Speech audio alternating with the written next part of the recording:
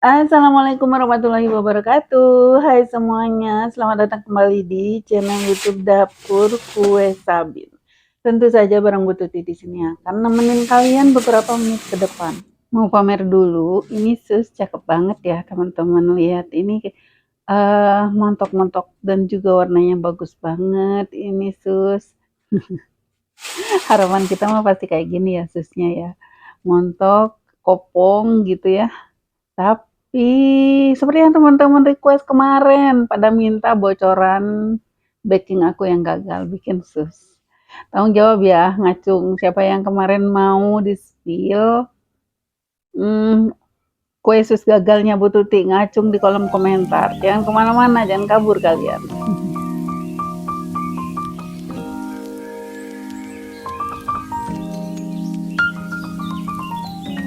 Halo semuanya, selamat datang kembali. Nah, kebetulan beberapa hari yang lalu ada pesanan kue sus dari langganan. Nggak banyak sih teman-teman, cuman 25 biji. Dan itu aku bikin 1,5 resep. Pokoknya cincai banget, karena pas lowong ya, nggak ada pekerjaan yang lain, aku nyantai banget bikinnya teman-teman. Ini mah di luar kepala kalau bikin sus.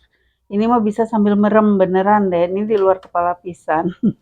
Jadi ini pesanan untuk diambil jam 2 siang. Jadi mulainya aku bikin tuh habis masak-masak, langsung bikin adonan sus di kira-kira di jam 10-an lah ya teman-teman. Jadi kayak biasa aja cara bikinnya, kayak sus-sus yang seperti biasa. Margarin, kemudian apa namanya, air itu direbus seperti biasa, direbus sampai mendidih dan margarinnya cair, kemudian baru masukin terigunya.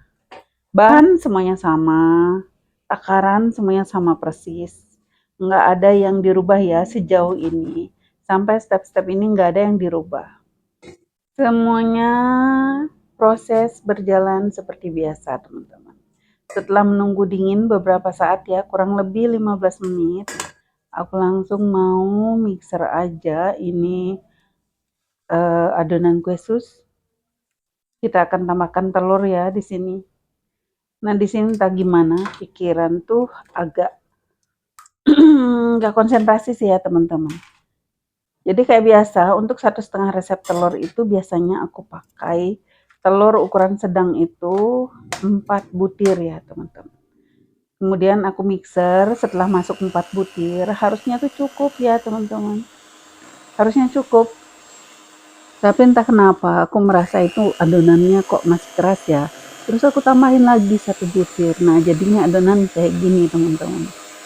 Ini udah feeling nggak beres ini adonan. Udah ngebatin aja sambil mixer, ini nggak beres ini, wadah bakalan dorayaki ini, pikir gitu teman-teman. Tapi namanya udah nasib ya, namanya nasib gitu, ngotot aja. Jadi nggak apa-apa, proses aja gitu. Biasanya kalau adonan keenceran itu tuh kita aku akan bikin tambahan lagi adonan kurang lebih 1/4 ya, 1/4 adonan aja, nanti aku campur lagi ke adonan yang udah terlanjur encer gitu. Tapi entah kenapa ini mah udah aja gitu, padahal udah tahu aja encer, tapi enggak dilakuin itu, antisipasi untuk adonan keenceran. Lihat, ini udah kayak gini, udah encer, tetap aja aku langsung tata di loyang teman-teman. Sebenarnya itu adonan encer itu nggak masalah, adonan agak encer nggak masalah kalau tahu tipsnya. Nah itu tipsnya biasanya aku mah pakai tambahan lagi adonan ya, adonan dasarnya itu dibuat 1/4 lagi, dikocok. Kemudian kalaupun nggak gitu, kita akan pakaikan cup pie atau cup muffin untuk nyetak adonan encer ini. Itu hasilnya pasti akan normal seperti biasa. Dia bisa megar, kopong. Malah kalau pakai cetakan itu dia lebih kopong lagi dari biasanya kalau adonan agak keenceran. Justru jadi suatu kelebihan ya adonan keenceran itu sebenarnya. Adonan keenceran yang banyak telur, bukan kebanyakan air ya, saat bikin adonan dasar margarin sama nyairin air itu bukan, tapi karena murni kebanyakan telur. Ini kalau dimakan nggak pakai fla gitu, ini gurih banget loh. Telurnya banyak gitu. Nah, terus aku sebelum nyetak loyang, aku pun sempet-sempetnya nyobain di spatula ya, dan hasilnya tuh udah meragukan ya teman-teman, udah meragukan, aku tuh udah ragu-ragu, ini hasilnya bakalan mendelep deh, perasaan telurnya kebanyakan gitu. Tapi udah nasib mah udah aja, nggak mau dirubah apapun. Koplak. Harusnya itu pakai cetakan dong, pakai cetakan pai aja, jadi nggak akan gagal gitu. Apalagi aku tuh bikinnya tuh pakai otang ya teman-teman, pakai otang. Jadi memang kalau otang tuh agak ribet. Kalau misalnya adonannya keenceran, itu susah naiknya teman-teman. Satu lagi kelemahan adonan keenceran ini, nah susnya itu saat di oven itu susah matangnya, susah ngembangnya gitu ya teman-teman. Malah akan bleber ke pinggir-pinggir gitu. Jadi pasti bukan pasti ya, apa sih, banyak teman-teman yang belum begitu paham dengan adonan sus, nganggap nah adonan encer kayak gini tuh biasa aja gitu loh. Biasa aja, padahal mah udah pasti salah, lihat itu tadi tinggi, tapi aku skip videonya, beberapa menit kemudian itu udah bleber aja, lihat udah gepeng, ini udah nggak normal. Tapi aku paksain juga di oven ya teman-teman. Ini aku ngovennya seperti biasa, nggak ada yang berubah, pakai api besar.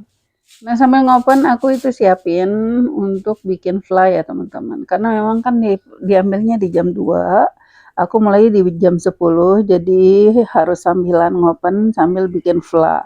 Sementara fly-nya jadi juga sudah akan dingin ya, sempat ngedinginin gitu, jadi enak untuk diisiin ke susnya nanti setelah matang. Oke, kita kembali lagi ke panggangan sus ya teman-teman. Kalau untuk lama pasti teman-teman udah tahu ya prosesnya, dan resep-resepnya pasti udah tahu. Pakai resep andalan masing-masing aja. Jadi adonan encer itu aku oven di di otang rak atas dan rak tengah ya teman-teman. Kenapa pakai rak tengah? Karena kalau pakai rak tengah, jadi nggak terlalu khawatir untuk gosong bagian bawahnya gitu loh teman-teman. Meskipun ngembangnya itu nggak terlalu cepat, tapi nggak akan bikin gosong bagian bawahnya meskipun pakai api besar. Nanti tinggal di switch aja atas dan ke tengah ya, nggak masalah. Nah ini dia, sudah jalan ini hampir 20 menit dan dorayaki. Lihat, bagian bawahnya udah agak coklat, itu di rak yang bawah itu ada agak coklat, teman-teman mungkin nggak kelihatan karena memang kameranya buram ya, kamera jadul abal-abal. Jadi aku masih berharap bisa dibenerin ini pasti bisa dibenerin, aku puter-puter, kemudian aku tuker switch ke atas dan ke bawah gitu. Berharap masih bisa ngembang lagi ya teman-teman, karena ini memang baru setengah matang. Itu lihat bagian yang bawah tuh agak coklat, jadi kita pindahkan ke atas. Jangan khawatir mendelep ya teman-teman, kalau memang sudah agak kokoh, dia agak ngembang itu nggak akan kempes meskipun teman-teman keluar switch gitu atas bawah, keluar buka tutup open gitu. Nah ini lihat teman-teman, meskipun dorayaki alhamdulillah masih sedikit mau ngangkat adonannya. Kalau menurutku ini gagal banget sebagai seorang pembuat sus ya teman-teman. Susnya gepeng tapi warnanya bagus, lihat teman-teman. Meski dia nggak memumbul tinggi gitu, gepeng kayak dorayaki persis, lihat tuh. Dan juga teksturnya agak keras, crunchy. Harusnya ini enak ya, crunchy kalau dimakan jadi sus kering gitu, crunchy. Tapi ini untuk sus basah nggak banget, susah banget nanti dikasih untuk memasukin flanya. Jadi cara menyiasatin sus yang dorayaki, kita main di fla teman-teman. Jadi susnya dibelah dulu, Bila perlu sampai setengahnya dibelah, kemudian baru diisiin fla yang banyak. Jadi nanti tampilan susnya lumayan ngangkat ya, lumayan kelihatan agak tinggi gitu. Terus untuk penyajian juga teman-teman bisa tambahkan gula tepung di bagian atasnya gitu. Meskipun ini produk gagal tapi enak teman-teman. Flanya juga enak, kulitnya juga enak. Cuman memang dia nggak mau ngangkat. Dan ini aku udah izin juga ke yang order. Ini hasilnya kayak gini gimana bun? Ini mau di karena udah mepet ya teman-teman. Karena udah mepet nggak mungkin aku bikin lagi. Jadi aku kasih penawaran. Mau uangnya refund atau susnya diterima aja gitu dalam kondisi sus yang kurang sempurna dan alhamdulillah langgananku itu beliau udah ngerti banget susnya pasti enak jadi diterima happy ending deh sampai ketemu di video yang lainnya.